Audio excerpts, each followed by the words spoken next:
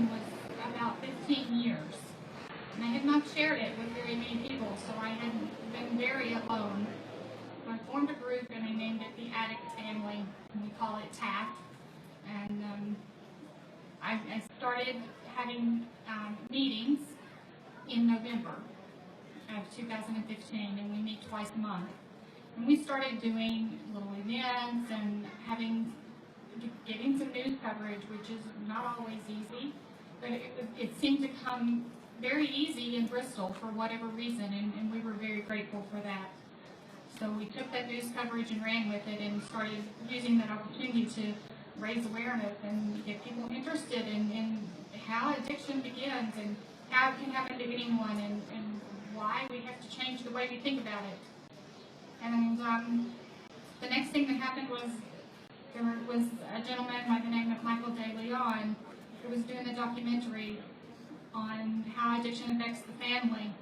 So he asked if there was anyone in the area that wanted to be part of that, and my name got turned into him for that, so my other son Chris and I were part of that. And that was in December, so things were moving pretty rapidly. And I just kept moving forward. I felt like as long as I kept moving that I could forget about some of the bad things that were going on. And some of those were that my son died in the presence of someone who chose not to call 911 until it was too late. And we found out that she was also with some other people when they passed away of an overdose. And I was not treated very kindly when we talked to the police here, and so I was trying to push all that down, and I decided I had to turn it over to God and that He would handle that young lady, because it was something I had to let go. So I just kept pushing forward, and I did. And I started working with Nancy really hard on the naloxone and the Good Samaritan law, and we partnered up, and she came to Bristol and she did naloxone training with my group, and we just kept pushing forward and working closely as much as we could, and I just got such respect for this person who seemed to never, ever run out of energy. And she gave me energy that I didn't know that I had. She gave me hope when I felt my hope fading. And so then I started getting invited to things from the White House, like a meeting with the Secretary of Agriculture, and I didn't know how that happened, but I went. Anything I got invited to, I went. And anything I could participate in, I participated. And I just kept moving forward. We opened a thrift store. And I just kept taking more and more things on, and maybe as I do this, and I get tired sometimes, but it keeps me pushing and working and being a voice for David and for everyone else, and trying to change the face of what addiction has become in this country, because it's not very pleasant. We have to change that. We have to become the voice. We have to make people understand that addiction is not shameful. It's not bad. It's not a choice. Addiction is a disease that no one chooses.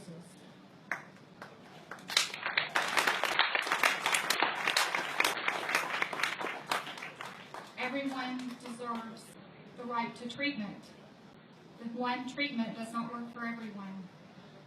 We have to change the access to treatment for everyone.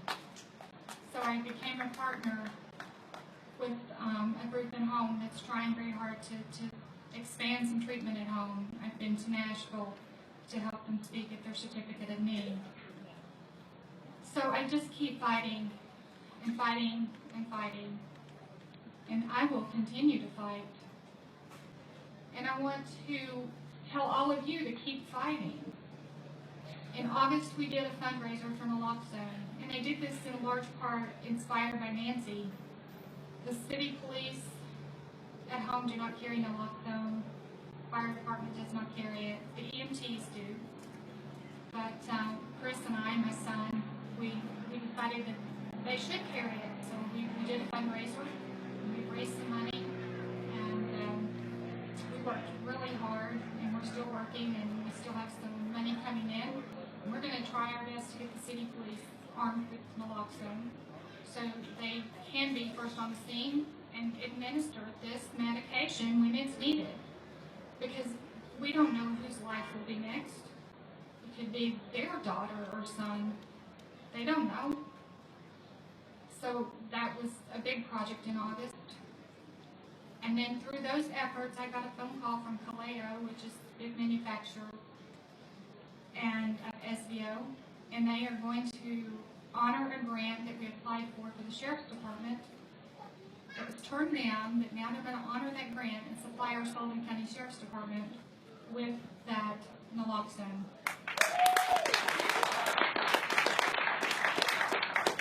So my big message to you guys here today is don't give up. Have hope. My next event is Lights of Hope on September 24th, and it couldn't be more fitting. Lights of Hope. It's where I started. It's where I'm going to finish. 1 year. 1 year. Lights of Hope. Can't give up hope. And that's what I want all of you to remember here. Your days may seem dark. Some of your losses are very recent, but your victories are going to be right behind them. Your loss is never going to get easy. It's never going to get easy, but it is going to become more bearable. Your days are going to seem a little more bearable, I promise. You're still going to cry sometimes. That hurt's going to be there. It's never going away. But you're going to see the victories, and your tears are going to become more joyful. You cannot give up. So with this hope, I just want all of you to promise that you'll dig deep, and you're going to promise me that you're going to continue the fight, that your children can't continue for themselves now. You're going to become their voice. And you're going to become the voice for those who feel like they don't have a voice. Because I remember when David felt like his voice didn't matter. So now I am his voice, and I'm the voice for all those who feel like their voice doesn't count. And I'm going to continue that. And I ask all of you to pledge to do that. Become their voice. Become a voice for someone who feels like their voice doesn't count. And if we all do that, then we can make a difference for them.